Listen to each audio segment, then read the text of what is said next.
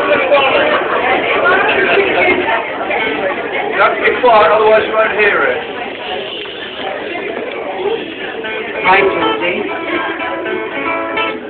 This is an adaptation of Ernie, the fastest milkman in the West, one of George's favourites.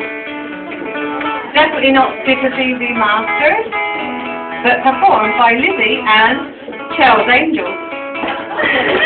On my right, we've got acoustic pluckin feet too. Guess who I am? You're a clever fucker, Pete.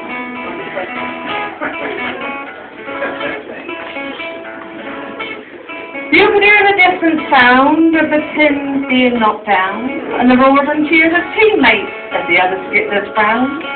The way he plays, you think his little legs would make him fall. But there's only one thing on his mind when polishing his balls. His name is George.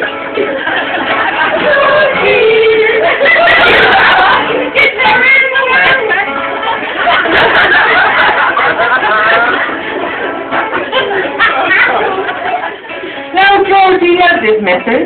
We know her as Big Jen. They live up the road at Bleed Mill. Shame it's not number 10. A baby came to follow, no need for the colour blue. And just to be original, they called her Jenny too. Jen plays for Jen.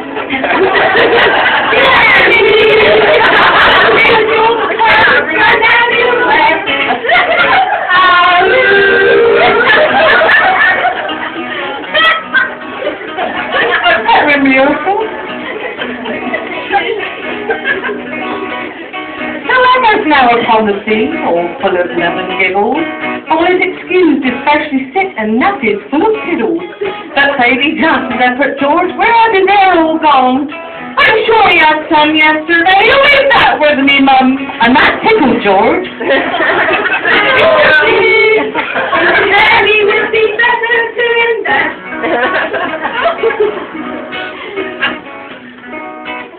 Now Georgie enjoyed dressing up, but it's a good job too. First on the scene, really keen to show him what to do. A lady showed him all the ropes and made him wear his bonnet. He didn't mind, just wasn't keen on all the flowers on it. Of course, this was tea. She told him I'm letting you back.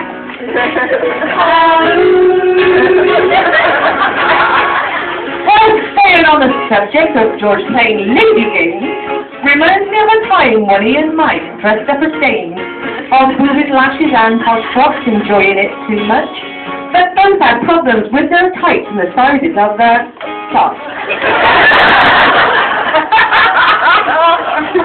In those days there was only one to help our Georgie out, a lovely guy you can't deny, you'll know him as Bill South. But nowadays he sits and dreams of times before the ripple, seeking kind advice from Julie Dean and his other mate Sarah Kittoff.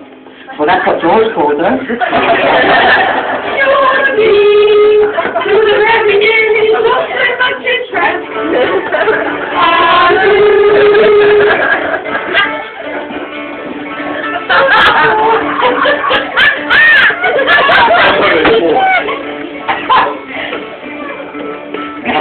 One lunchtime George saw someone staggering through the door and was not too happy later when he found them on the floor.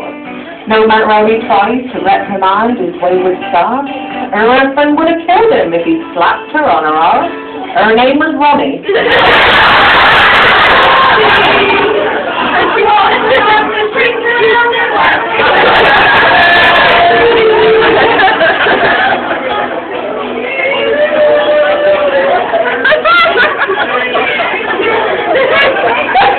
With his colleagues, a proper joiner-inner, George said that special dyed his hair and in those days was slimmer.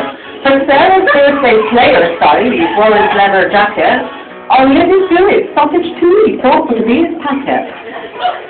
Now Wendy didn't realise, when entering the inn, glance at George and then she shrieked, "That guy is the pimp!"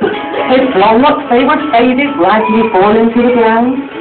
And George decided then and there to make music in the town. He does karaoke now. Georgie, I should be wearing a green dress.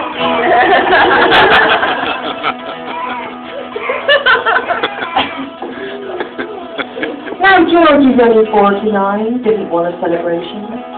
That is, of course, unless the party was his own creation. Where the guest was best for George to say, shut up, sit still and listen. Just mime along to George's songs and watch his tonsils glisten. But Jen and Jane would not be told, now almost nervous wreck. And strange things happened on this party night as he stood behind his desk.